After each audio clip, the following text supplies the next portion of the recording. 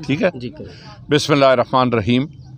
आज हम शकरगढ़ में हैं और प्रेस के अहबाब से गुफ्तगू कर रहे हैं। उन्होंने आजकल के मौरूज़ी हालात पे सवाल पूछा है।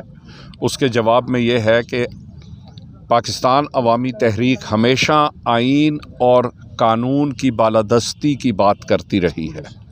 जब भी कोई आइन को पामाल करेगा, हम लामहला उसके ख़िलाफ़ आइन के हक़ में खड़े होंगे, आइन के लिए जद्दोजहद भी करेंगे और हर उस क़ुव्वत के साथ खड़े होंगे जो क़ुव्वत इंसाफ और कानून और आइन की बात करती है। आइन पाकिस्तान बड़े वाज़े अंदाज में बताता है, और मैं कानून का तालिब इल्म भी हूँ, कि 90 दिन में इंतखाबात नागुज़ीर हैं। ये आइन में इसमें कोई गुंजाइश ही नहीं है सिवाय इस एक चीज़ के कि एमरजेंसी लगी हो मुल्क में। या तो एमरजेंसी लगानी चाहिए अगर लगाना चाहते हैं, लेकिन एमरजेंसी लगाने के और बहुत सारे मामलात आ जाते हैं। दूसरा, जो केयर टेकर हुकूमत है, इनकी मुद्दत मुलाजमत 90 दिन है। 90 दिन के एंड में care taker government automatically dissolve हो जाती है।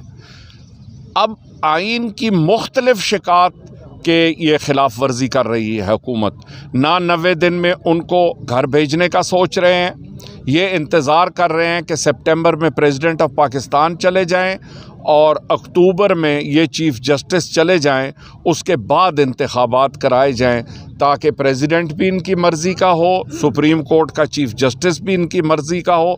हमेशा पाकिस्तान मुस्लिम लीग नवाज़ का वतीरा रहा है कि जब तक ये एम्पायर को ख़रीद नहीं लेते, ये ग्राउंड में मैच खेलने के लिए नहीं उतरते। अच्छा सर, अब ये बताइए कि आपने तकरीबन 100 से ज़्यादा जो आपने MNS की जो सीट्स हैं उनकी टिकट्स आपने कन्फर्म भी की है कि आप यहाँ नुमाइंदगी कर रहे हैं किसी ख़ास फ़िक्र की। दो मामलात हैं, हमें तहरीक इंसाफ से शिकायत भी हैं, लेकिन मॉडल टाउन का मामला तो अदालतों में है। वो तो तहरीक इंसाफ की हुकूमत उन अदालतों को तो प्रेशराइज़ नहीं कर सकती। 5 साल पहले चीफ़ जस्टिस ऑफ पाकिस्तान ने सुओ मोटो लिया था। 3.5 साल से सुप्रीम कोर्ट की जजमेंट को स्टे ऑर्डर किया हुआ है हाई कोर्ट ने। यह अजीब मंतक है, अजीब नज़ारा है। दुनिया में कोई नहीं देखेगा कि एक हायर कोर्ट के डिसीजन को लोअर कोर्ट में चैलेंज किया जाए और लोअर कोर्ट उस पर स्टे ऑर्डर दे दे और 3.5 साल गुजर जाएं सुप्रीम कोर्ट की क्लियर डायरेक्शंस के बावजूद कि इस केस को 3 महीने में निपटाया जाए, तो इंसान अस्तगफिरुल्लाह ही पढ़ सकता है। अच्छा, दूसरा अवामी तहरीक का एक मंशूर भी और नारा भी है कि निज़ाम बदलो। वो निज़ाम कैसे बदलेगा, क्या आपके कोशिशें हैं, कैसे बदलेंगे इस निज़ाम को आप? देखें, असूलन तो आज ही बदला जा सकता है अगर अरबाब इख्तियार की नीयत ठीक हो। मुल्क में एक रेफरेंडम कराएं। इंग्लैंड का भी यही वतीरा है और अमेरिका का, जिनके हम नौकर बने फिरते हैं। हर इलेक्शन में कुछ सवालात रेफरेंडम के तौर पे अवाम के सामने पेश किए जाते हैं। जहां वो वोट का हक़ इस्तेमाल करते हैं, वहां वो उन सवालात के जवाबात भी देते हैं।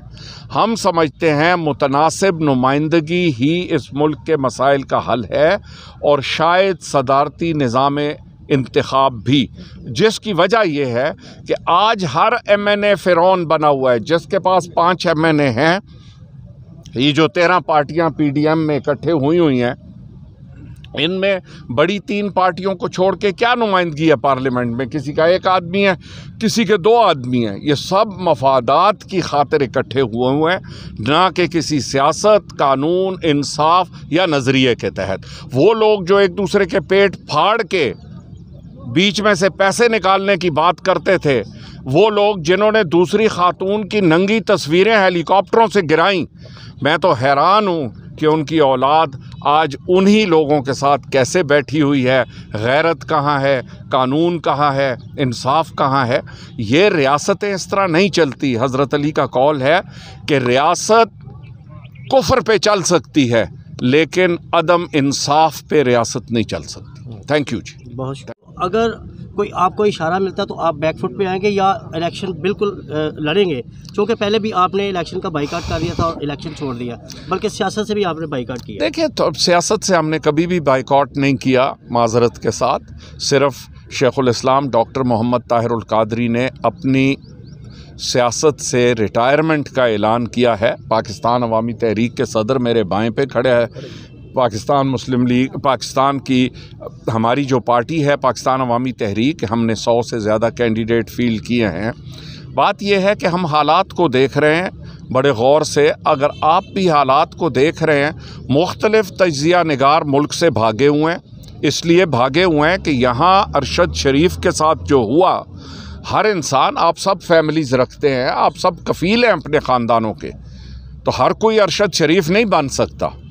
जिहाद करने के लिए, शहीद होने के लिए एक जज्बा अतम ज़रूरत होता है। आज जिस फ़िज़ा में आप सहाफ़ी काम कर रहे हैं, मैं तो सबसे पहले आप सबको सलाम पेश करता हूं कि आप बावजूद प्रेशर्स के, मुझे पता है इस इंटरव्यू के बाद आपको कुछ अरबाब इख्तियार मिलने आएंगे और बताएंगे कि इसमें से ये छापें और ये ना छापें। ये मैं उन महकमों में ख़ुद रहा हूं, मैं उनके तरीक़े जानता हूं। बात यह है कि पाकिस्तान में जो खौफ की फ़िज़ा पैदा की गई है, अगर इस खौफ की फ़िज़ा को ख़त्म ना किया गया, अगर आज़ादाना इंतखाबात ना हुए, शेख मुजीब को हम हमेशा गद्दार और बुरा कहते रहे। शेख मुजीब क्या कहता था कि असेंबली में मेरी मेजॉरिटी है, मुझे प्राइम मिनिस्टर बनाओ। हमने उसकी मेजॉरिटी को माइनॉरिटी में तब्दील किया, हमने नतीजा ख़ुद देख लिया। अगर आज भी आज़ादाना गैर जानिबदाराना इंतखाबात ना हुए तो अल्लाह पाक फिर मुल्क पाकिस्तान